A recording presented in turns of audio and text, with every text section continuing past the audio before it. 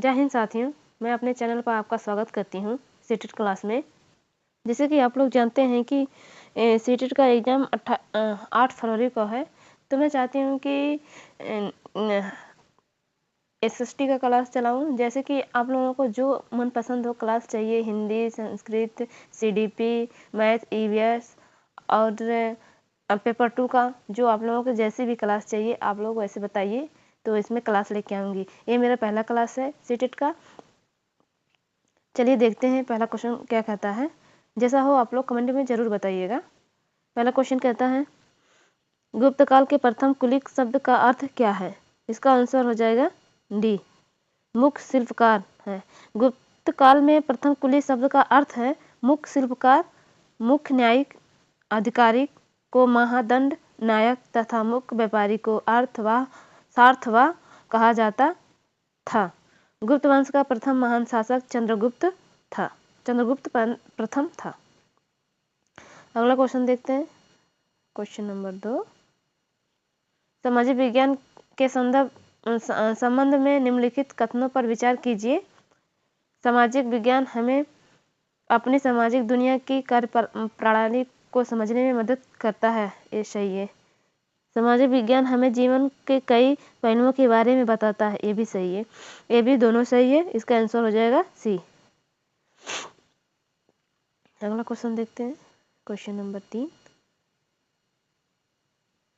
वो बर्ज छाल कहाँ पाई गई जिस पर ऋग्वेद, वैदिक प्रार्थनाएं, सूक्त लिखी गई? इसका आंसर हो जाएगा जम्मू कश्मीर।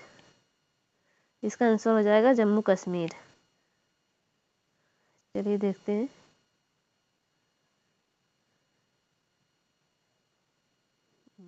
इसका आंसर हो जाएगा ए, कश्मीर। वो बर्ज छाल कश्मीर में पाई गई जिस पर ऋग्वेद की वैदिक प्रार्थनाएं, सूक्त लिखी गई। लगभग 150 वर्ष पहले ऋग्वेद को सबसे पहली बार छापने के लिए भुज वृक्ष की छाल का उपयोग किया गया था। यह पांडुलिपि पुणे, महाराष्ट्र पुस्तकालय में सुरक्षित है। ऋग्वेद में 1000 से ज़्यादा प्रार्थनाएं हैं जिन्हें सूक्त कहा गया है। अगला क्वेश्चन देखते हैं, क्वेश्चन नंबर 4। निम्नलिखित में से कौन सी तमिल कृति हमें आम पुरुषों और महिलाओं के जीवन के बारे में सूचित करती है? ये पेरिया पुरम, डी आंसर। व्याख्या देखते हैं। 12वीं शताब्दी की तमिल कृति पेरिया पुरम में आम पुरुषों महिलाओं के जीवन के बारे में सूचित करती है। शिलापदिकारम को तमिल साहित्य के प्रथम महाकाव्य के रूप में जाना जाता है। इस महाकाव्य की रचना इलांगो आदिगल ने की थी। वलयापति संगमकालीन प्रसिद्ध महाकाव्य, इसका तमिल साहित्य में महत्वपूर्ण स्थान है।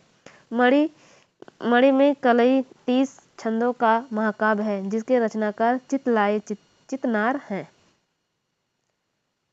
Question number 5। निम्नलिखित में से कौन मेल नहीं खा रहा है? खजुराहो, चंदेल, अहोल, चाणक्य, कांचीपुरम, पल्लव, महाबलीपुरम, ये भी पल्लव में है। ये भी पल्लव में है, ये गलत है, सही नहीं है, ये डी गलत है। इसका आंसर हो जाएगा डी। चलिए देखते हैं, खजुराहो, चंदेल में, अहोल, चाणक्य, कांचीपुरम, पल्लव, महाबलीपुरम पल्लव में। महाबली पल्लव मुख्य रूप से पल्लव के संबंधित है, जबकि चोलों का कोई संबंध नहीं है। अगला क्वेश्चन देखते हैं, क्वेश्चन नंबर 6। निम्नलिखित कथनों पर विचार कीजिए। तवारीख को सुरक्षित व्यक्तियों द्वारा उर्दू में लिखा गया था। नहीं दोस्तों, ये गलत है, उर्दू में नहीं लिखा गया था। वे प्रायः अपने इतिहास सुल्तानों के लिए उनसे ढेर सारे पुरस्कार पाने की आशा में लिखा करते थे। ये 3 हो गया, सॉरी। दूसरा है, तवारीख के लेखक नगरों में रहते थे। दूसरा, तीसरा सही है। इसका आंसर हो जाएगा बी, 2 और 3 सही है। अगला व्याख्या देखते हैं।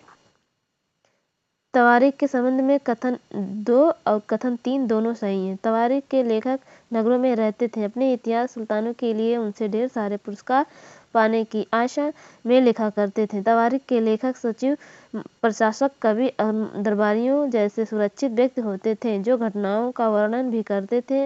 वो शासकों को प्रशासक संबंधी सलाह भी देते थे। तवारीख फारसी भाषा में लिखा गया था। फारसी भाषा में लिखा गया था, उर्दू में नहीं लिखा गया था, फारसी में लिखा गया था। अगला क्वेश्चन देखते हैं। क्वेश्चन नंबर 7, हड़प्पा निवासी संबंध रखते थे। ये तो कांस्य युग से संबंध रखते थे, ए हो जाएगा।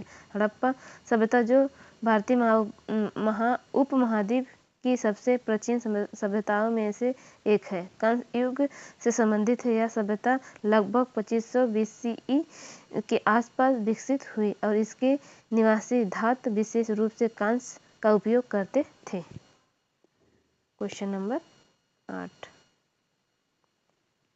दिए गए कथनों ए बी पर विचार कीजिए, सही विकल्प का चुनाव कीजिए।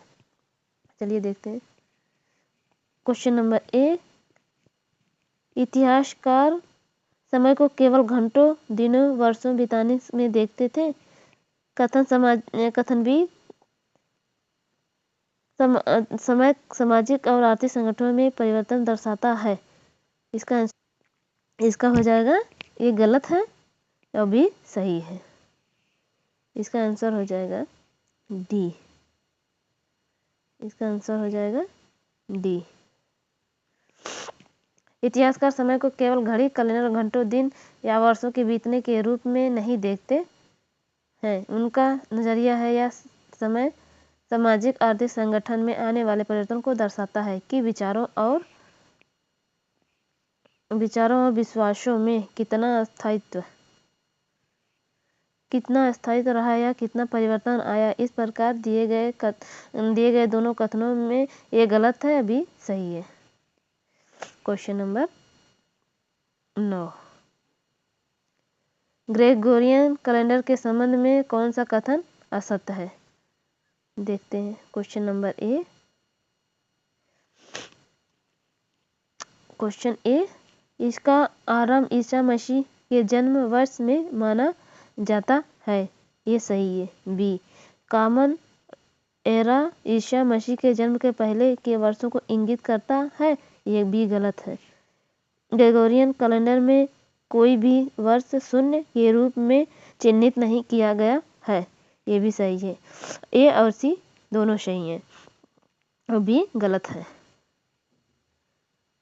चलते हैं, व्याख्या देखते हैं क्यों गलत है। इस कैलेंडर का उपयोग विश्व भर में होता है, जिसमें 365 दिन मिलकर 12 माह का निर्माण करते हैं एवं प्रत्येक 4 वर्ष में एक अधिवर्ष होता है। पश्चिम में सामान्यतः ईसा मसीह के जन्म वर्ष कैलेंडर का आरंभ माना जाता है। ईसा मसीह के जन्म के बाद वर्षों का कॉमन एरा अथवा CE AD का कहा जाता है। ग्रेगोरियन तिथि पत्र में कोई भी वर्ष शून्य के रूप में चिन्हित नहीं किया गया। वर्ष एक समान संवत पूर्व के तुरंत बाद आता है। Question number 10,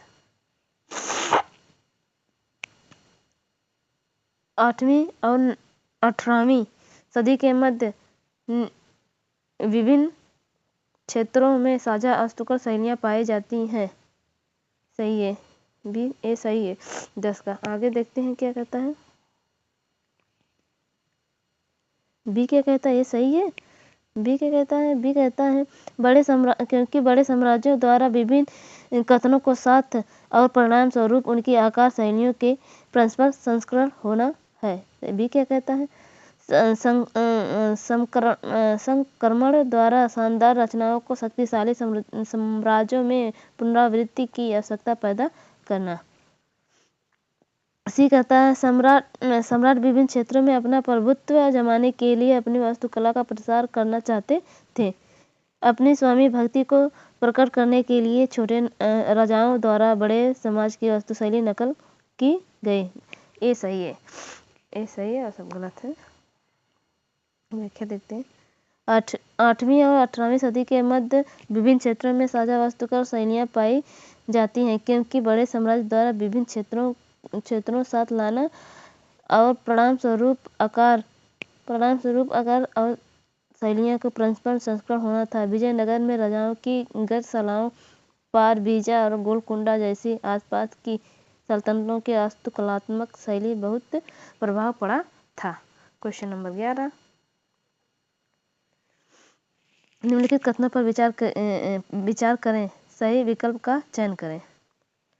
question number A, आज से लगभग 2000 साल पहले चारक नाम के एक वैद्य पैदा हुए थे। उन्होंने कहा था कि मनुष्य में शरीर में 260 हड्डियां थीं। ये सही है। बी क्या कहता है, कथन बी, दांतों के जोड़ और उपस्थितियों के संयोजन में चरक इस संख्या पर पहुंचे थे। बी भी सही है, ए बी दोनों सही है। देखते हैं, हाँ दोस्तों, ए बी और दोनों सही है। व्याख्या देखते हैं। आज से लगभग 2000 साल पहले चरक नामक वैद्य ने कहा था कि मनुष्य के शरीर में 360 हड्डियां होती हैं। यह आधुनिक शरीर रचना विज्ञान की 206 हड्डियों से काफ़ी ज़्यादा है। संभवतः चरक ने अपनी गिनती में दांत, हड्डियों के जोड़ और कार्टिलेज को जोड़कर यह संख्या बताई थी। किस प्रकार प्रश्न, दोनों सही है। क्वेश्चन नंबर 12,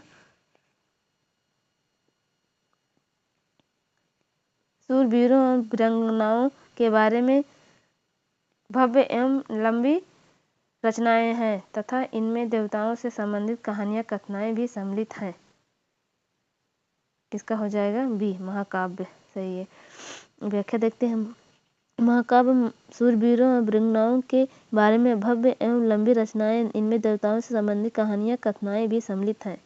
महाकाव्य में किसी महापुरुष के जीवन का संपूर्ण चित्रण व्यापक रूप से किया जाता है। महाकाव्य की रचना इतिहास की प्रसिद्ध कथाएं शामिल होती हैं एवं इसका नायक उदात्त एवं महान चरित्र धारण करने वाला व्यक्ति होता है। अगला क्वेश्चन देखते हैं दोस्तों, 13वां क्वेश्चन का निम्नलिखित कथनों पर विचार करें। क्वेश्चन नंबर 1, बौद्ध धर्म की नई धारा का विकास राजा कनिष्क के शासन के समय में हुआ। आगे देखते हैं। व्याख्या 2 कहता है, बौद्ध धर्म की नई धारा महायान की 2 मुख्य विशेषताएं थीं। बुद्ध की उपस्थिति की सिर्फ कुछ संकेत बौद्धिस्ट में आस्था के माध्यम से दर्शाई जाती हैं। इसमें है, ये सही है, 2 गलत है। ये गलत है और ये सही है। इसका हो जाएगा डी। व्याख्या देखते हैं। कनिष्क के समय आयोजित चतुर्थ बौद्ध संगीति में बौद्ध धर्म औपचारिक रूप से 2 शाखाओं हीनयान, महायान में विभाजित हो गया। बौद्ध धर्म में बढ़ती रूढ़वादिता महायान के उदय एक कारण रही। विदेशी शासकों ने बौद्ध धर्म में रुचि दिखाई और बौद्ध धर्म के नियमों को अनुकूलन व सरल बनाने का प्रयास किया। महायान शाखा में बुद्ध के प्रतीकों की पूजा का स्थान अब बुद्ध की प्रतिमाओं ने ले लिया। यही कारण था कि व्यापारियों के साथ साथ शासकों द्वारा भी बौद्ध धर्म संबंधित स्थापत्य कला जैसे स्तूप, विहार मंदिर आदि को प्रोत्साहन दिया। इसीलिए ये सही है और बी गलत है। 14 क्वेश्चन देखते हैं। निम्नलिखित कथनों पर विचार करना है, इसमें भी विचार करना है।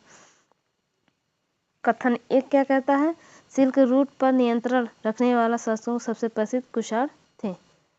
दूसरा क्या कहता है, कथन दूसरा, कुषाण ने मध्य एशिया तथा पश्चिमोत्तर भारत पर शासन किया एवं वे सबसे पहले सोने के सिक्के जारी करने वाले शासक थे जिनका उपयोग व्यापारियों ने किया।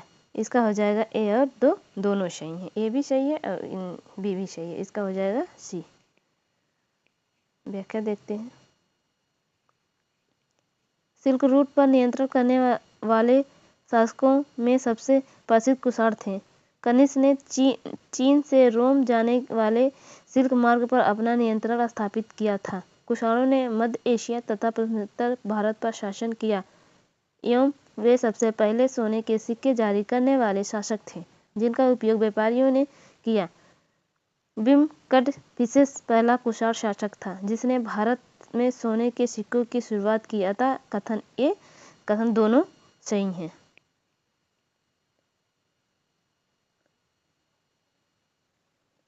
और कथन 2 कथन 1 से संबंधित नहीं है। आगे देखते हैं 15 क्वेश्चन।